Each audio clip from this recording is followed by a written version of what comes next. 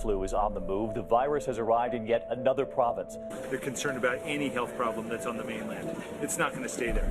Showing the vaccine only thought to be 10% effective. Nationwide, there are already more than 41,000 cases confirmed. Every state in the country reporting widespread flu activity. As of this morning, 18 countries around the world have reported cases of the flu within their borders. Numbers out of Australia as of mid-October are concerning. If you get sick, stay home.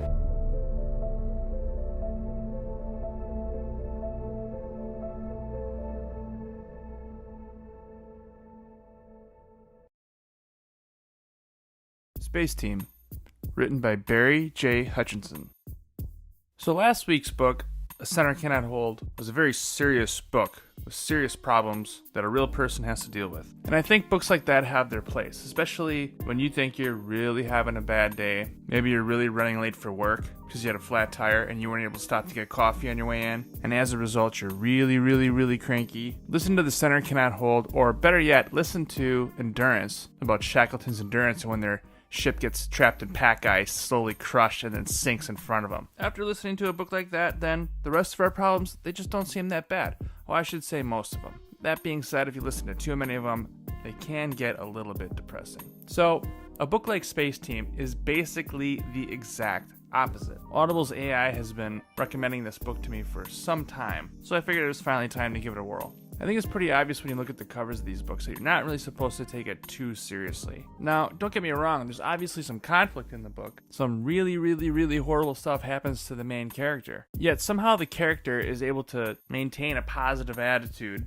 not really being bothered by the really horrible, tragic things that are happening all around him. Probably because he knows he's able to just talk his way out of it, or somehow con his way around the situation, kind of like Bugs Bunny always used to do, who just so happens to also be one of my childhood heroes. The style of the writing reminds me a lot of Douglas Adams, very similar to the Hitchhiker's Guide to the Galaxy. Again, another book that's not meant to be taken too seriously, just kind of something to get your mind off of the day. I'd probably place these books right along the same category as Ought to Be the Wizard by Scott Meyer or The Forever by Craig Robertson, both of which are great series. You're not going to really get a deeper understanding of the universe out of those books. The characters I describe as more of a fun addition to these stories. They're not really that deep. You don't really get too much background story. There's not like a tortured soul character with a side plot.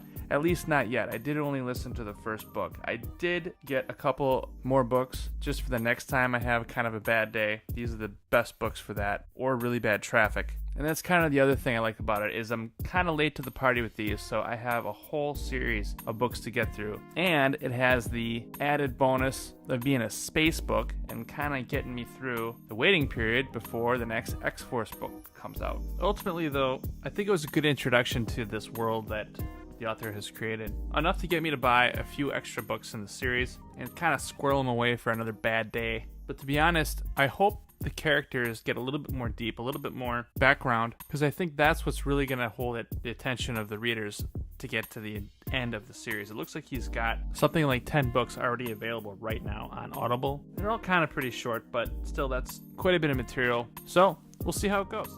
So yeah, if you're into the super light reading, science fiction, really odd mismatched characters, and not really too deep of a story, you want something really deep, then get Alistair Reynolds' Pushing Ice. But if you want some just light entertainment with an excellent narrator, then I definitely recommend checking out Space Team. Let me know what you guys think in the comments below if you've read it. And also on his website, he does have free books, and I'm always a fan of getting free books. Check it out, let me know what you guys think, and I'll talk to you next time.